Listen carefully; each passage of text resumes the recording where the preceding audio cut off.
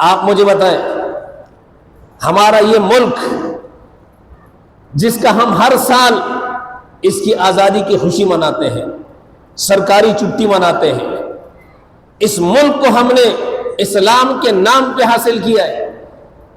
اس ملک کے لیے ہم نے جو نعرہ لگایا، مسلمان کو اور کوئی بات اس وقت نہیں سمجھائی گئی، یہی بات سمجھائی گئی کہ ہم مسلمانوں کے لیے اسلامی ریاست بنانا چاہتے ہیں، اسلامی قانون وہاں نافذ ہوگا، اسلام کا نظام وہاں نافذ ہوگا، مسلمان سہولت کے ساتھ اپنے دینی فریضے کو ادا کر سکیں گے، مسلمان کو تکلیف نہیں ہوگی۔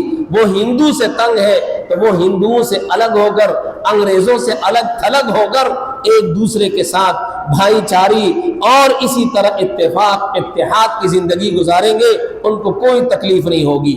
آج آپ مجھے بتائیں، میں اپنے تمام اداروں سے پوچھنا چاہتا ہوں، اپنے تمام اداروں سے پوچھنا چاہتا ہوں، اپنے ہسپتال والے ڈاکٹروں سے پوچھنا چاہتا ہوں، میں انجینئروں سے پوچھنا چاہتا ہوں، میں ناگرا آفس کے اندر کام کرنے والوں سے پوچھتا ہوں کہ کیا آپ نے مسلمان کے لیے جو ریاست قائم ہوئی کہ یہاں مسلمان آرام اور سکون کی زندگی گزاریں گے، کیا ایک لمحے کے لیے بھی آپ نے مسلمان کو راحت پہنچائی؟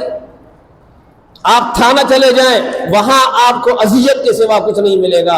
آپ اگر کسی کچہری میں چلے جائیں، آپ کو وہاں اذیت کے سوا کچھ نہیں ملے گا۔ آپ کسی شناختی کارڈ کے دفتر میں چلے جائیں، وہاں آپ کو ذلت کا سامنا کرنا پڑے گا۔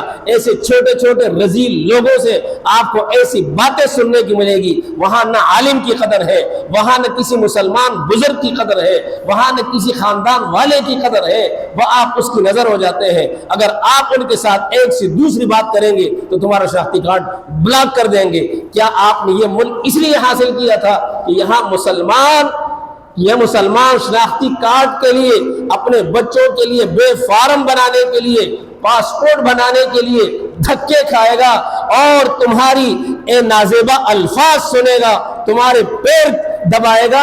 یہ اس لیے حاصل کیا گیا تھا یا اس لیے حاصل کیا گیا تھا کہ یہاں مسلمان کو ہر چیز، ہر جائز چیز جو ان کا بنیادی حق ہے، ان میں ان کو سہولت کاری ملے گی؟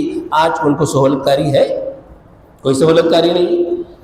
تم کس چیز کی آزادی مناتے ہو؟ تم